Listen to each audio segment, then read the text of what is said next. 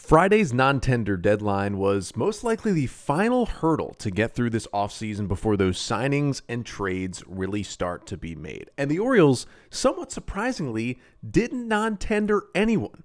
We'll talk about why they made those moves and who of the non-tenders could be interesting free agents for the Orioles to go after. All coming up on this episode of the Locked On Orioles podcast. You are Locked On Orioles, your daily Baltimore Orioles, part of the Locked On Podcast Network, your team every day.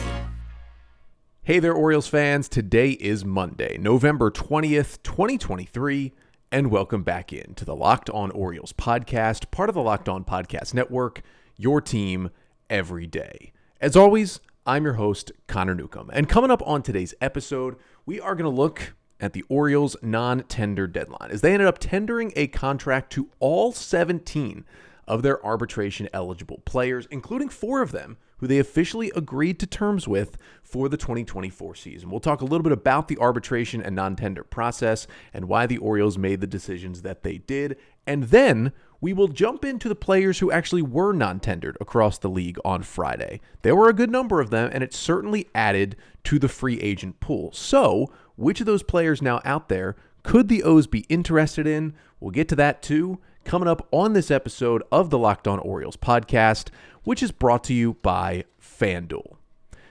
Make every moment more. Right now, new customers can get $150 in bonus bets with any winning $5 moneyline bet. That's $150 just if your team wins. So visit FanDuel.com/lockedon to get started today. So we'll begin today's episode with a look at the non-tender deadline. It was 6 p.m. Eastern time last week on Friday for the decisions from all 30 teams whether or not to non-tender any of their players. So let's start with kind of the overlook of what is this? What is the non-tender deadline? What is arbitration? It's something that goes on in Major League Baseball that really doesn't exist, at least to this level, in all of the other major professional sports in the U.S. Essentially, in baseball, the common knowledge is once you get to the big leagues, you have, give or take, 7 years until you hit free agency. It's basically an automatic rookie deal that players get. It's longer than any other sport that you have to stay with one team. Now, depending on service time and other things, some guys will play parts of 8 seasons, some guys parts of 6 seasons, depending on, incentives that they get or some of the new rules or when they actually come up to the big leagues and how much service time they accrue. But generally after 3 years in the big leagues, you start to hit arbitration. So in those first 3 years, you make right around the league minimum. Then when you get to your 4th season, you get a significant pay bump. And your pay is based on your performance the previous year. Now, your pay can never go down. It always at least stays the same or increases. But every offseason, essentially, you either come to an agreement with your team on what you are worth. And if the two sides can't come to an agreement, well, eventually you may have to go to a third-party arbitrator who comes in and essentially looks at the number you think you're worth, looks at the number your team thinks you're worth, and makes a decision on one of those two numbers based on your 2023 stats for what you will be paid in 2024. And most players go through that 3 or 4 times before they become free agents. So the Orioles had 17 players who were within that time range of they are now arbitration eligible and they will now have a number that they'll make next year based on their stats from 2023. And those 17 players was actually tied for the most that any team had in baseball. The one thing it does is it's going to bump up the Orioles' payroll no matter what, because all those guys are getting paid more than they did in 2023. So the Orioles had some decisions to make because you don't have to tender all of those players a contract. What you can do is non-tender someone. If you basically see a player and it's all right, he's projected in arbitration to make $4 million, and we think this player is not super important to us and is really only worth like $1.5 million as a free agent. Well, you can just non-tender the player, which essentially means we are releasing you from your contract. We're not going to pay you that $4 million. Instead, you are going to become a free agent much earlier than you would have here right in the middle of your rookie deal. And there was talk, and I talked about it on this podcast, about multiple different Orioles players who could potentially be non-tendered. Jorge Mateo was one of them. He was going to be due around $3 million in arbitration. There was questions about would the O's bring him back at all, let alone for $3 million. Ramón Urías was another one, just because, due maybe another $3 million. How does he fit in with this team? We know John Angelos likes to be cheap. And then there were other guys like Ryan McKenna and Keegan Akin for just, are they really still parts of the team? Or a guy like Dylan Tate, where it was, he was going to be due about $2 million. And you looked at Tate and you said, I don't even know if he's going to pitch for us next year. Didn't pitch for us last year.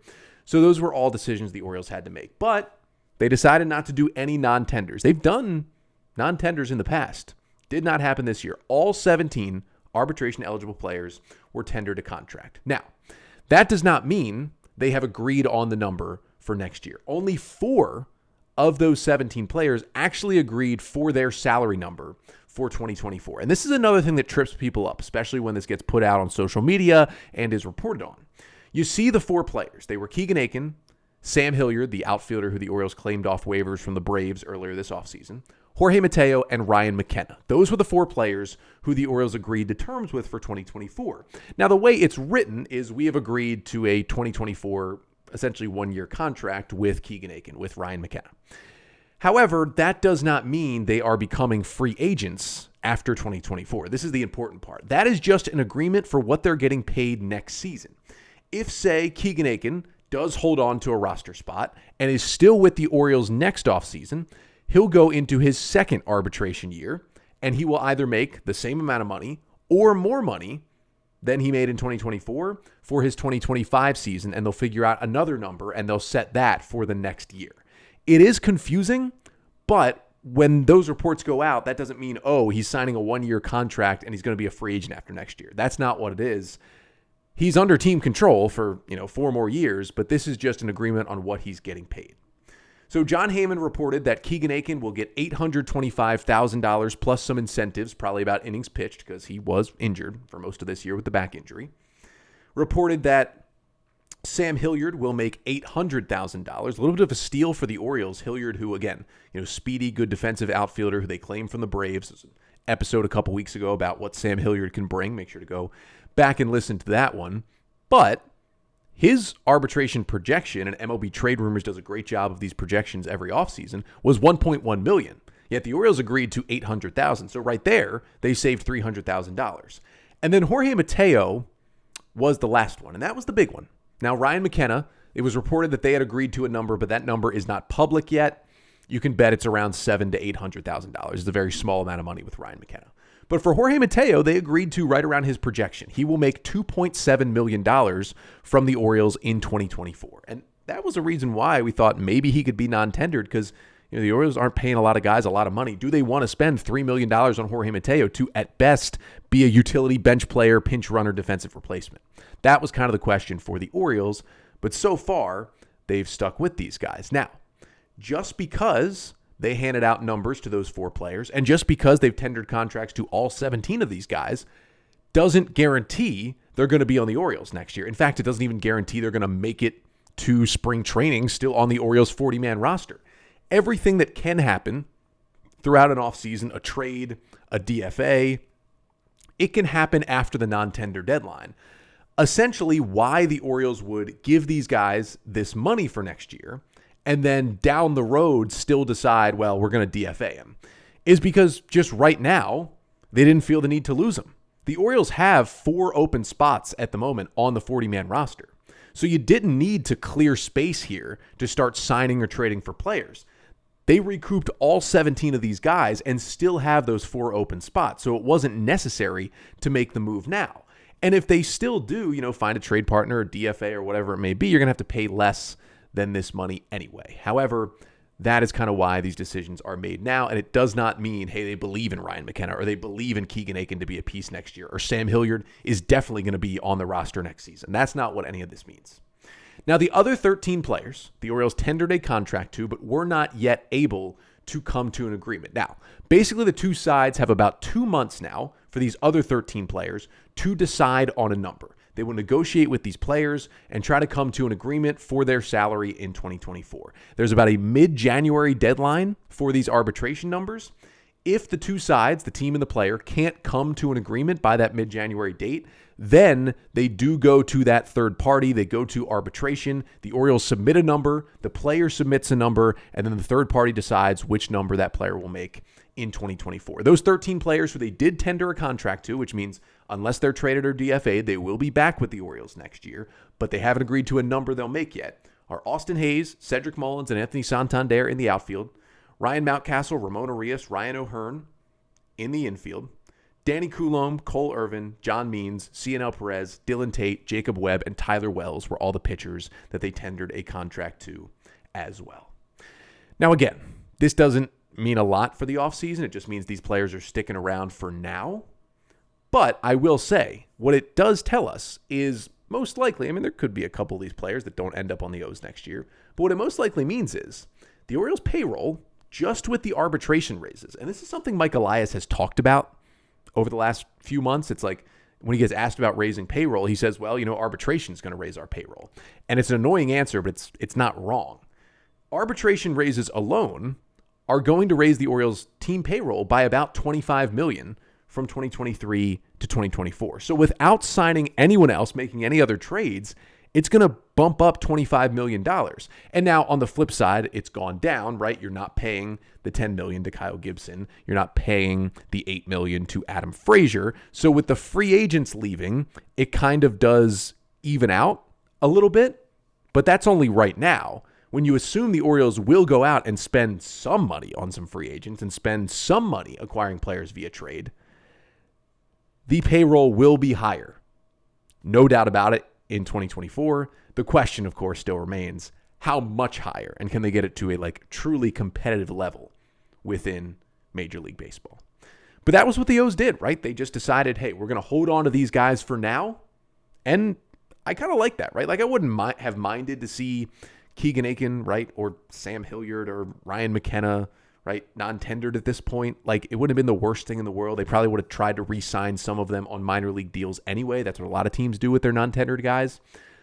But it's kind of nice that, hey, the Orioles weren't splitting hairs over Sam Hilliard's $800,000, right? Or Keegan Akin's $825,000.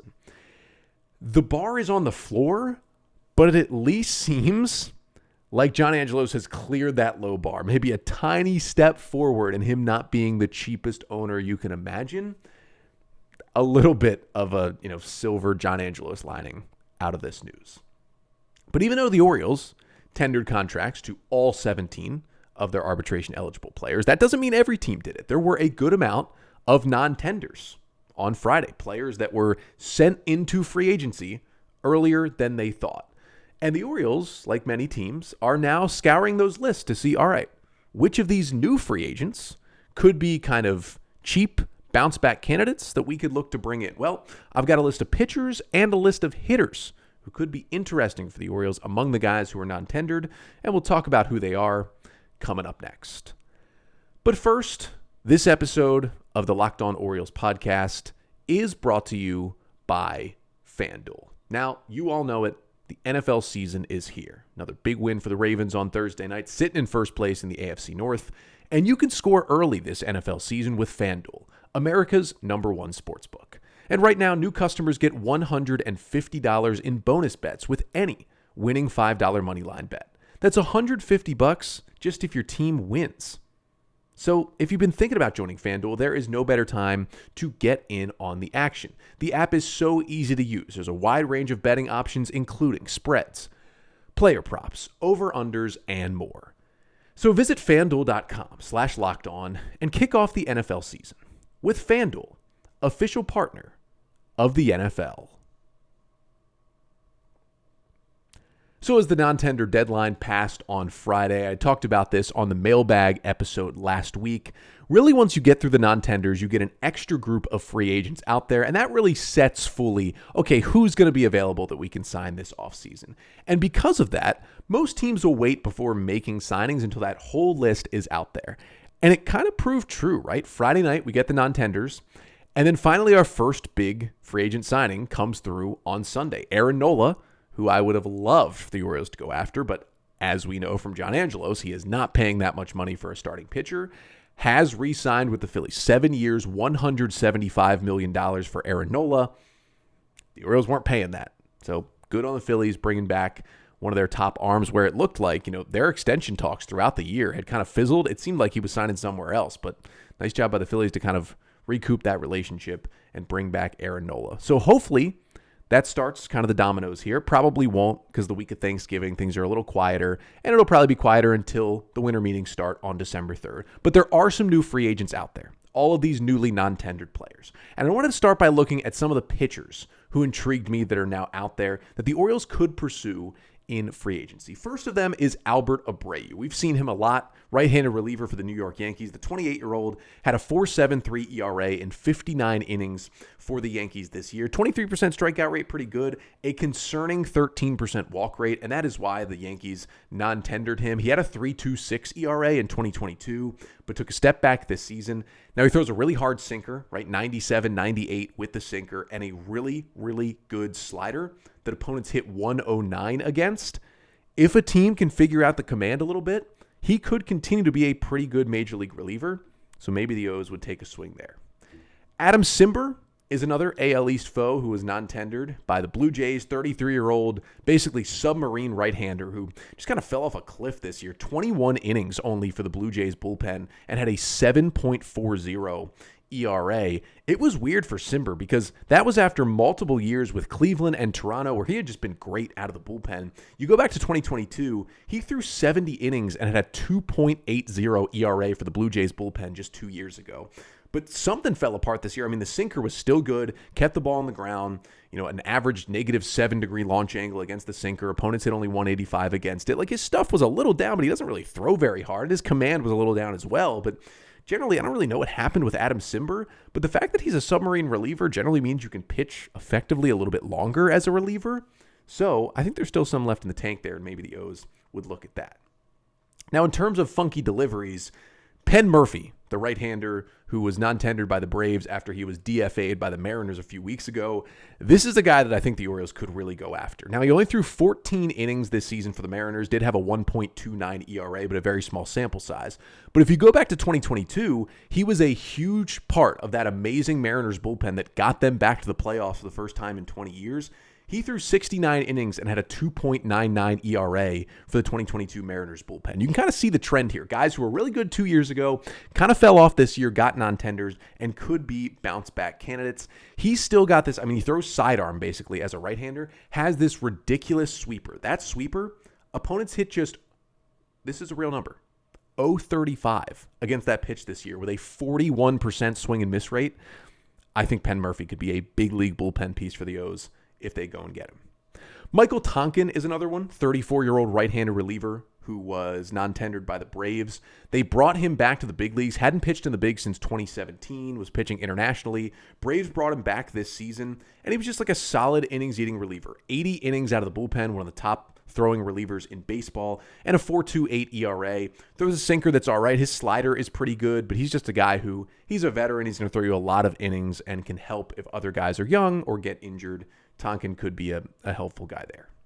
Next one is the 27-year-old left-hander Josh Fleming, another guy who Orioles fans should be pretty familiar with. He was with the Tampa Bay Rays for years and years, and he was with Tampa this year, ended up getting DFA'd late in the season by the Rays, and had a 4.70 ERA in 57 innings this year for the Rays. Wasn't as good as he's been recently, but you remember back to his rookie year in 2020, he was awesome, and he still gets a crazy amount of ground balls. A 62% ground ball rate is like coming up on Yinyer Cano levels of ground balls that he gets, so I think still an effective pitcher. Maybe not a starter anymore, probably more of a reliever. He was a starter early on with the Rays, but could be a useful arm. Angel Perdomo is one of the big ones. Perdomo, left-handed pitcher, 29 years of age, been with the Pittsburgh Pirates, was non-tendered after he was DFA'd, picked up by the Braves, and then non-tendered there. 3.72 ERA in 29 innings out of the Pirates bullpen this year, but he's got some nasty stuff. And he had a 38% strikeout rate to just a 9% walk rate. Those are absurdly good strikeout to walk numbers for a reliever. 94 mile per hour fastball, has a good swing and miss rate. Opponents hit just 111 against his slider this year. He hasn't really had like a full big league season yet. He's been with the Brewers and the Pirates over the last couple of years. Hasn't quite found a regular role, but that stuff is nasty from the left side. Definitely someone I could see the O's taking a flyer on. And then the last one is by far the biggest name that was non-tendered this week, and that is Brandon Woodruff, the starting pitcher for the Milwaukee Brewers, who dealt with some injuries this year, but in his 11 starts when he was healthy, had a 2.28 ERA as kind of Milwaukee's number 2 starter. He was coming back late in the year. He returned. He looked good. He was ready to be set in that Brewers playoff rotation along with Corbin Burnes and Freddie Peralta. And then basically last week of the regular season, he comes down with a shoulder injury. They say he's going to miss the playoffs. All of a sudden, he gets surgery this offseason, and we're not quite sure what the final result's going to be. But the initial reports from the surgery was Woodruff is going to miss the entire 2024 season. Now, Woodruff himself has come out and said, actually, I have a feeling I could be back at some point shortly after the All-Star break, maybe by early August. So he's thinking he could at least give a team 2 months next season. Some people think he could be out the whole year. Either way, shoulder injuries are scary. At this point in baseball, honestly, they are scarier for pitchers than elbow injuries are because Tommy John is kind of somewhat easily fixed at this point. Shoulder injuries are not. They can completely zap your velocity. But if he is anywhere close to the Brandon Woodruff he was pre-injury, this is like an elite starting pitcher. This is a top-of-the-rotation guy who's had an ERA around 3 for the last 3 or 4 years, right at the top, along with Corbin Burnes, of that Brewers rotation. Now, the reason he got non-tendered is he was going to be due about, $15, $18, $20 million, and he is a free agent after 2024. Next year was going to be his last year before he hit free agency. So the Brewers said, we think at best you're going to give us 6 weeks of pitching, and there's a chance you won't pitch at all. There's kind of no need for us to pay you to do nothing, especially a pretty cheap team in the Brewers who's kind of going through a little bit of an overhaul right now. So they non-tender him. Now, the team that goes and gets him is almost certainly going to be giving out a 2-year contract, right? You're not going to give out a 1-year deal to a guy who might not even pitch at all.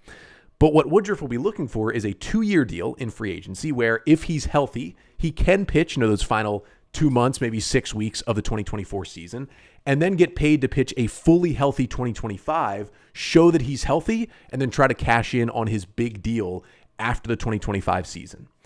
There's going to be no better chance out there for the Orioles in free agency to go get a top-of-the-line starting pitcher. Yes, it's risky because there's a chance that he does miss all of 24 and isn't himself when he comes back in 25. But I think the Orioles should still take the risk on Brandon Woodruff because, listen, the downside is doesn't pitch much for you, isn't super effective, whatever. He shouldn't be that expensive. But if it works out and even if he doesn't pitch next year, if he's good Brandon Woodruff in 2025, that is a steal for the Orioles. They should go make that move. Now, the O's, we know, are mostly going to be interested in pitchers this offseason. So I spent a lot more time on which pitchers were non-tendered that were interesting. But there are a few bats out there that maybe I could see the Orioles going after who were non-tendered on Friday. And we'll talk about those guys to finish off the pod coming up next. So with the non-tender deadline having passed and some new free agents out there for teams to sign, there were a lot of interesting pitchers who I just talked about for the Orioles, but also some somewhat intriguing hitters. And we know the Orioles aren't going to be as motivated to go get position players. They've got so many good young ones on this team and in this system right now. But I have a feeling, and I've said this multiple times on the pod, they're going to at least sign one veteran hitter just to have in that clubhouse and have on this team and bring him in free agency this offseason. And a couple of guys I was just looking at who were non-tendered. Juan Yepez of the Cardinals, who was like a big power hitting, first base / corner outfielder guy who tore it up in AAA 2 years ago, came up to the big leagues, had a 107 WRC plus, was pretty good in 2022, then kind of fell off a cliff, had some injuries this year in AAA and the big leagues. That's why he was non-tendered. Maybe if he's healthy, the O's could find that swing again. There's not a lot of space for him on the major league roster, but he's an interesting piece. Luis Guillorme is another one, guy who's been with the Mets for years now as a utility infielder, left-handed hitter, has a good batter's eye, doesn't chase a lot out of the strike zone, had a really down offensive year this year with the Mets, which is why he was non-tendered. But again, could be an interesting piece to come in and compete for an infield role in spring training. And then really the last 3 names I looked at for hitters were 3 first basemen. And yes, the Orioles have Ryan Mountcastle and Ryan O'Hearn and Heston Kjerstad and Anthony Santander, all on their 40-man roster, all going to be vying for at-bats that they've earned in the 2024 season. But as we've seen from the O's the past couple of years, they are looking for another first base option, and they brought in, the Lewin Diaz's and the Franchi Corderos and the Ryan O'Hearns and the Curtis Terrys, and it ended up that O'Hearn stuck in the bigs and Diaz stuck in AAA Norfolk, and it fairly worked out for the O's last year. I could see them at the very least on a minor league deal, bringing in another guy like that to compete, maybe make the team, and at worst, accept a AAA assignment and be down there in Norfolk if you need him. And the three names out there that were non-tendered were Mike Ford, who had an okay year with the Mariners, hit a home run off Felix Bautista, gets on base. Rowdy Tellez, kind of a down year for him with the Brewers as the first baseman, but the last couple of years been a pretty productive hitter in the middle of the Milwaukee order. And Dan Vogelbach, who has been with the Mariners, been with the Pirates, he was with the Mets this year, an on-base machine who hits for a little power, can't really run very well, but he's an interesting hitter to have in your lineup in kind of a platoon role, so long you don't let him face lefties. But just three guys out there who, maybe the O's could go after on like a minor league deal, give them an invite to big league spring training and let them try and, compete for a job for the Orioles. And hey, you never know, right? Ryan O'Hearn, even though he didn't even make the opening day roster, got here for good in May, and we saw how good he was for the Orioles in 2023. But that'll do it for today's episode. Thank you so much for tuning in. Again, if you have any questions about the non-tender deadline, about arbitration, about the offseason free agency, really feel free to email the show. I probably don't talk about this enough. We use the email for mailbag questions, obviously, but you may have noticed if you follow the podcast on Twitter, I've kind of been taking a full break from Twitter. There's too much going on there. It's not good to be on there a lot of the time. So on both my personal and the Locked On Orioles Twitter account, been taking mostly a break, popping on from time to time to maybe answer a DM or, tweet out the episode link. But generally, not really on Twitter on Locked On Orioles right now. So if you have mailbag questions, right, for future mailbags, or if you have thoughts on the Orioles, questions about the O's, whatever it may be, email us, lockedonorioles@gmail.com, or put the questions right here in the YouTube comments, and make sure to like, comment, and subscribe to the Locked On Orioles YouTube page. If you have DM'd me on Twitter and I haven't gotten back to you, most likely is because I haven't really been on the platform in about a week or so. So again, send in your questions, lockedonorioles@gmail.com, or put them right here in the comment section of the Locked On Orioles YouTube page. But that's it for today. We are back tomorrow. Got a mailbag coming up on tomorrow's episode, answering your Orioles questions. And then we got a couple more episodes the rest of the week, most likely with Thanksgiving. Only 4 episodes this week. Going to be Monday, Tuesday, Wednesday, and then either Thursday or Friday. We will take one day off this week. We'll have a couple more weeks of 5 days a week. And then once we get into December a little bit more, the podcast will cut down to 3 days a week, mostly Monday, Wednesday, and Friday for the off season, but I'll keep you updated on what's happening there with the pod. Either way, back tomorrow with a mailbag episode. Until then, I'm Connor Newcomb, and this has been the Locked On Orioles podcast, part of the Locked On Podcast Network. Your team every day.